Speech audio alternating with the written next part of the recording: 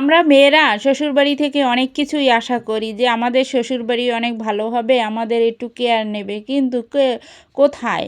আরও আমাদের দোষ ধরে, তাদের কথা শুনায়, তারা সবসময় কথা শোনায়। শ্বশুরবাড়ি যারা ননদ আছে, তারপর দেবর আছে, তারা কিন্তু ১০টা ১১টা পর্যন্ত ঘুমায়। ঘুমিয়ে উঠে তারপর খাবার চায়। আর খাবার দিতে যদি একটু দেরি হয় তাহলেই কিন্তু চিল্লাচিল্লি শুরু হয়ে যায় যে দেরি হচ্ছে কেন? এতক্ষণ লাগে রান্নাবান্না করতে।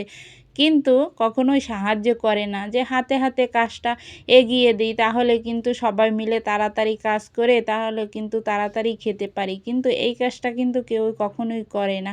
কিন্তু বাপের বাড়িতে তো আমরা তো ১০টা পর্যন্ত ঘুমাতে পারি, উঠে খাওয়া-দাওয়া করতে পারি। কিন্তু শ্বশুরবাড়িতে তো কিন্তু এরকম হয় না। সকালবেলা উঠে কাজ করতে হয়। একটু দেরি হয়ে গেলেই সমস্যা করে। আর শ্বশুরবাড়ির সবার শীত আছে, শুধু বউদের শীত নেই। তারা সবসময় কষ্ট করবে আর কাজ করবে, আর তাদেরকে রান্নাবান্না করা, খাওয়া-দাওয়া করা এই হচ্ছে তাদের কাজ। আর কোনো তাদের কাজ নেই, তাদের কোনো স্বাধীনতা নাই। এটাই হচ্ছে শ্বশুরবাড়ি। কিন্তু শ্বশুরবাড়ি এরকম হওয়া উচিত না। বাপের বাড়ির মতোই শ্বশুরবাড়ি হওয়া উচিত। সবার জীবনেই সুখ শান্তি আছে, সবার জীবনে আশা আকাঙ্ক্ষা আছে। সেটা যদি শ্বশুরবাড়িতেও পূরণ হতো তাহলে কিন্তু প্রত্যেকটা মেয়েই সুখী হতো আর সংসারে কোনো ঝামেলা হতো না। বউকে যদি মেয়ের মতো দেখে তাহলে কিন্তু কোনো সমস্যা হয় না।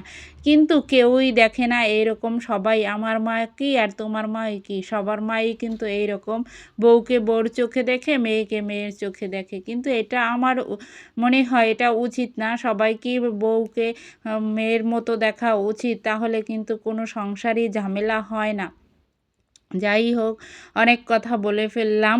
আর আজকে আমি সকালে উঠেছি, উঠে দেখি মূলো আছে আমার বাসায় আর আছে আলু। সেই ২ টা আমি কেটে নিলাম, নিয়ে তারপর চিন্তা করতেছিলাম যে কি দিয়ে রান্না করা যায়। তারপর করলাম, বাজারে গেলাম, বাজারে যেয়ে কিছু ছোট মাছ কিনে নিয়ে আসলাম আর সেটা দিয়ে রান্না করব।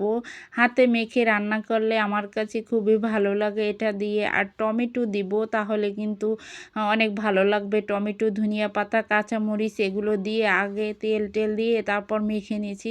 মেখে তারপর আমি কিন্তু একটা বাটিতে মেখে নিয়েছি। তারপর এই ছোট্ট কড়াইটা দিলাম, কারণ আমার কড়াইটা খুবই ছোট। এর থেকে এই তো সব দিয়ে দিলাম। দিয়ে তারপর আমি কিন্তু টমেটো দিয়ে দেব, দিয়ে তারপর ঢাকনা দিয়ে দেব। তারপর রান্না করব।